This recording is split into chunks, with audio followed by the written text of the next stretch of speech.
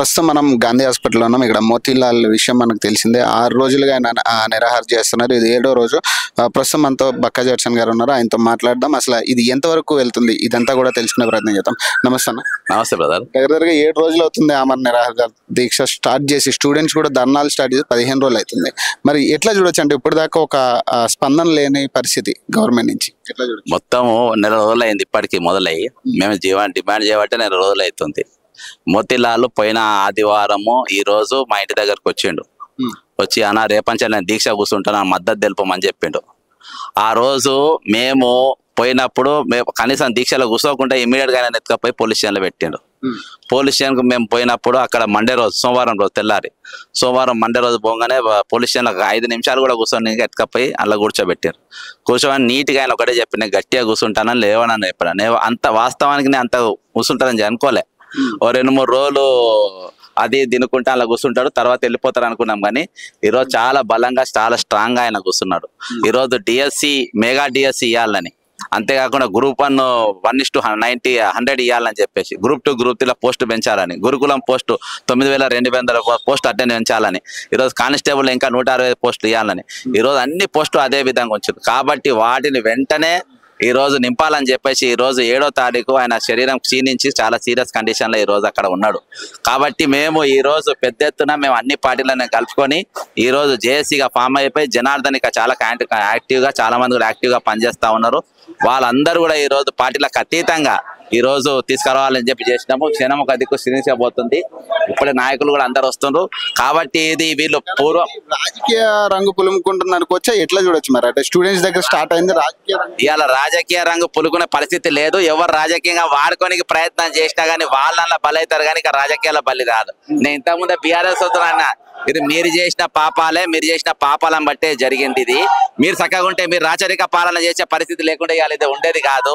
ఈరోజు అక్కడేమో neat paper leak వాళ్ళు విద్యార్థులతో ఆడుకుంటున్నారు, ఇక్కడేమో నిరుద్యోగులతో ఇక్కడ పేపర్ లీక్ చేసి వీళ్ళు నిరుద్యోగులతో ఆడుకున్నారు. మరి కనీసం పేపర్ లీక్ అయినా ఈ రోజు వరకు ఈ ప్రభుత్వం అరెస్ట్ కూడా చేయలేదు, వాళ్ళ మీద యాక్షన్ తీసుకోలేదు. ఈ రోజు మేము ఒకటే డిమాండ్ చేస్తున్నాం. ఈ రోజు డిమాండ్ చేసేది ఏంటంటే ఈ రోజు మేము డిమాండ్ చేసేది ఏంటంటే ఈ రోజు వెంటనే వినోదనా మేము ఇవాళ గాలి వినోద్ అన్న కూడా వచ్చిండ్రు. మనం చాలా సీరియస్ గా మాట. ఈ రోజు మేము డిమాండ్ చేసేది ఏమనంటే వెంటనే ఈయన దీక్ష ఈ రోజు 7 రోజుల ఆయన శరీరం క్షీణించిపోతుంది. కిడ్నీలు ఇవన్నీ కూడా ఒక నిమిషం కిడ్నీలు అవన్నీ కూడా ఖరాబ్ అయ్యే పరిస్థితి ఉన్నది. ఈ రోజు గాలి వినోదన్న ఒక నిమిషం మాట్లాడతా అన్న రానా మీరు మాట్లాడండి. ఈ రోజు ఒక స్పందన వచ్చే ఛాన్స్ ఉంది. 7 రోజులు అవుతుంది దీక్ష స్టార్ట్ అయ్యి. దగ్గరగా 15-20 రోజుల నుంచి కొట్లాడుతున్నారు మీరు.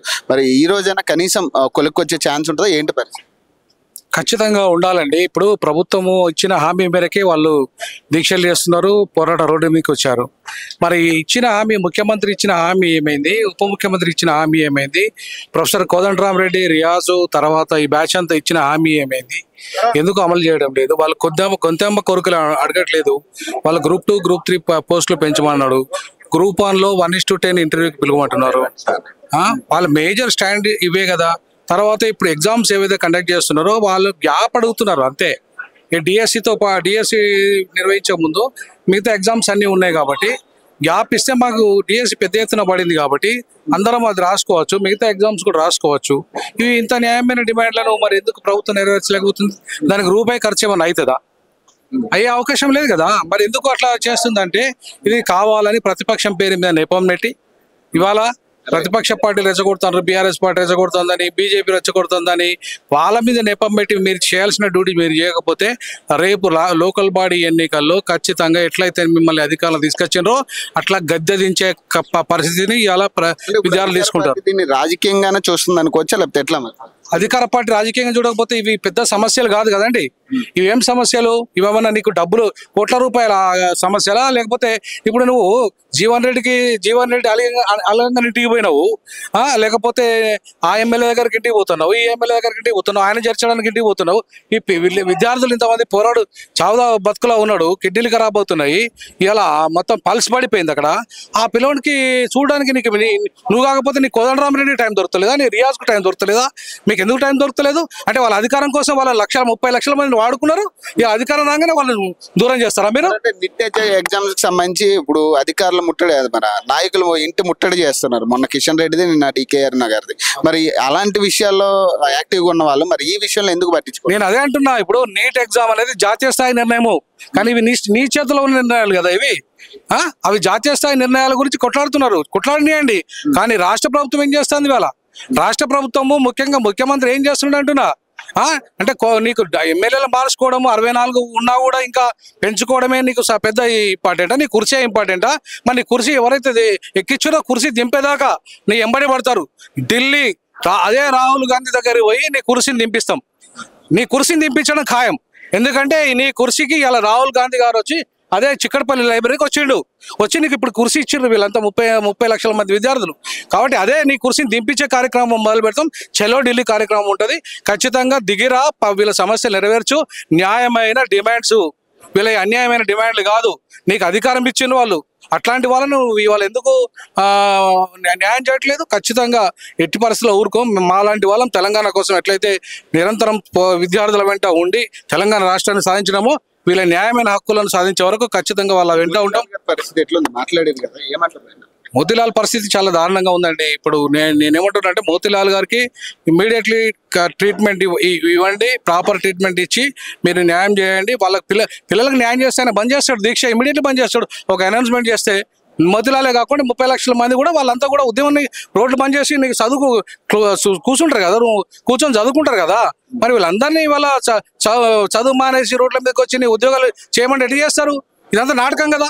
ఈ నాటకాన్ని బంద్ చేయండి, ఖచ్చితంగా న్యాయం చేయండి అని నేను కోరుకుంటున్నాను. ఇప్పుడు స్టూడెంట్స్ కానీ లేదా గురుకుల్ ఎవరైతే ఆస్పిరెంట్స్ ఉన్నారో వాళ్ళని కానీ విచ్చలవిడిగా లాక్కెళ్ళిన పరిస్థితి చూసాం మనం. పోలీసులు ఎట్లా వాళ్ళ మీద ప్రవర్తిస్తున్నారు, మరి వీటన్నిటిని ఎట్లా చూడొచ్చు? వీటిని ఇంకొక ఉద్యమంలో తీసుకోవాలా? ఖచ్చితంగా ఉద్యమం తీసుకోవాల్సింది. నేను విద్యార్థులకు అదే చెప్తున్నాను. ఇక గతంలోనే మీరు విద్యార్థులు ఉద్యమం చేయకుండా అనవసరంగా ఆర్ట్స్ కాలేజ్ నుండి ముఖ్యమంత్రి కావాల్సి ఉండే. ఇవాళ ఆర్ట్స్ కాలేజ్ నుండి ముఖ్యమంత్రి కాకుండా ఎవరో ముఖ్యమంత్రి అయ్యింది. ఇవాళ 10 ఏళ్ళు ఏం చేశారు?